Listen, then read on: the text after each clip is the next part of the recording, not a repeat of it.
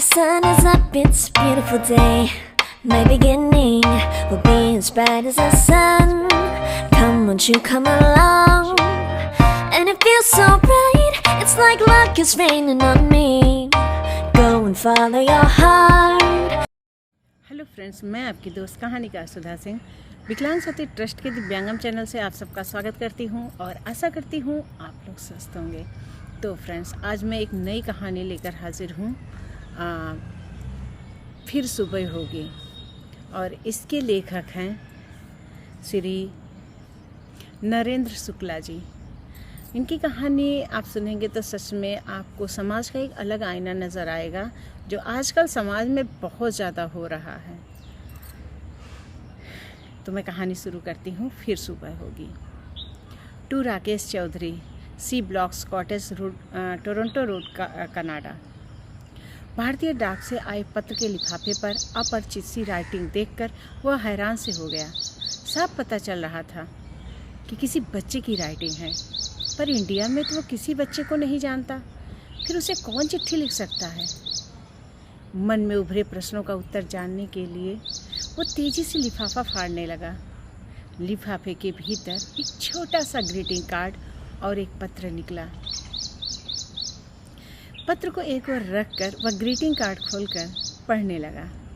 Dear पापा, wish you happy returns of the day. May God make your life happy and prosperous from your loving son Sandy। उसे याद आया कि आज 30 सितंबर है। आज के दिन ही तो वो पैदा हुआ था।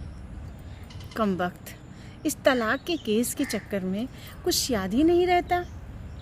पर ये सैंडी कौन है जो मुझे पापा कह रहा है?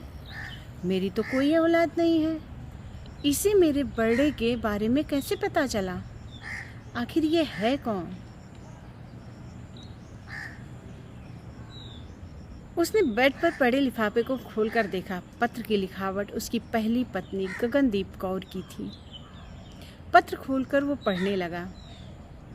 प्रिय राकेश, सत श्री अकाल। आपको आपका जन्मदिन मुबारक हो। वाहेगुरु आपको और तरक्की दें। आज पूरे 7 साल बाद तुम्हें पत्र लिख रही हूँ। कल गुरशरण पाजी मिले थे। उन्होंने तुम्हारा नया पता दिया। कह रहे थे तुमने वहाँ मैरी विरेंडा नाम की किसी अमेरिकन लड़की से शादी कर ली है। आपको आपकी नई शादी के लिए मुबारकबाद। सच मानो, मुझे तनिक भी दुख नहीं है। शायद मैं आपके लायक ही नहीं थी। मेरे भाग्य में आपका प्यार नहीं लिखा था। आपके जाने के बाद संदीप पैदा हुआ। मैंने आपको कई पत्र लिखे, लेकिन एड्रेस गलत होने के कारण सबके सब वापस आ गए।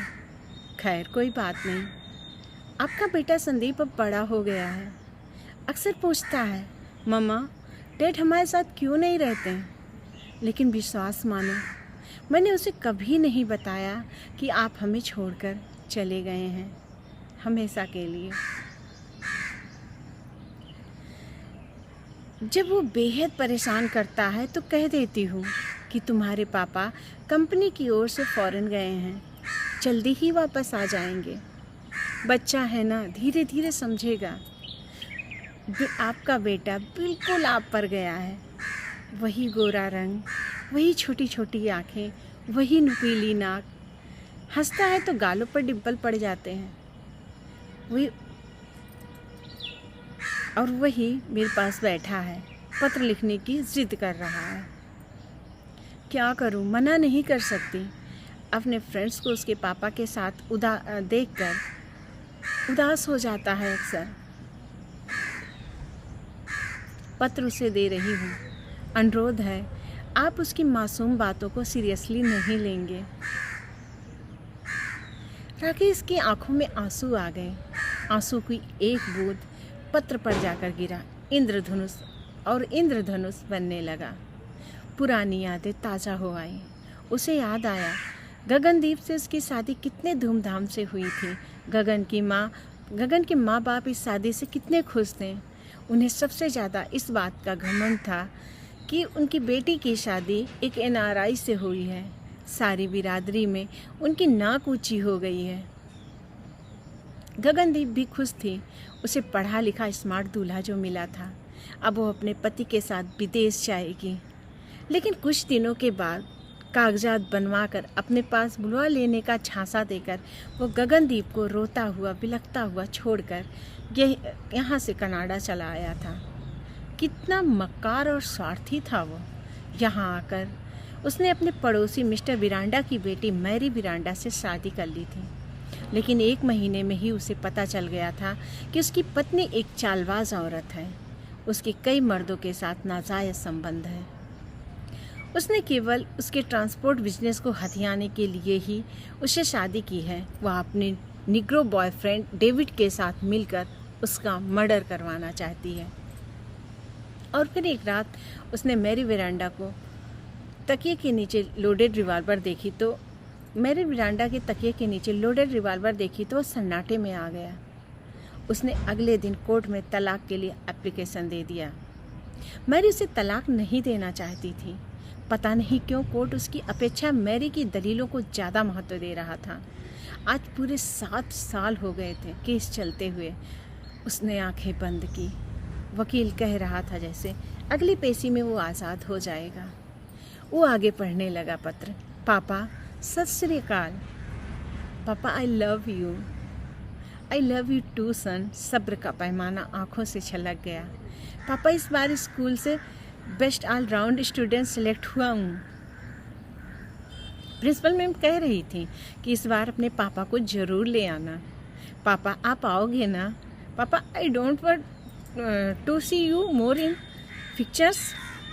प्लीज़ पापा कम सून। पापा आपको बर्थडे पर ग्रीटिंग भेज रहा हूँ। काइंडली पापा ज़रूर आना। आई मिस यू बैडली पापा।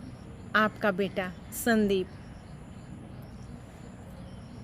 यस बेटा मैं ज़रूर आऊँगा, सदा के लिए मेरे बेटे, सदा के लिए। फिर कभी तुझे अपनी छाती से अलग नहीं करूँगा। वो फूट फूट कर रोने लगा। सुबह हो रही थी। सामने रोशन दान से आती हुई सूरज की किरणें कमरे में प्रत्येक भाग को आलोकित कर रही थीं और मानो कह रही हों जैसे कि एक नई सुबह हुई है।